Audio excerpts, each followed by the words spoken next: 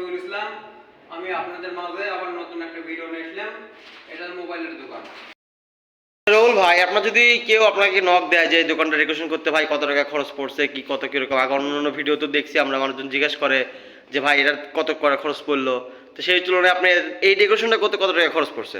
আপনার এই দোকানটা ডেকোরেশন করতে আপনারা মনে করেন যে আপনার মাল মিডিয়ার সব সহ লাগবে আপনার 1,00,000 টাকা।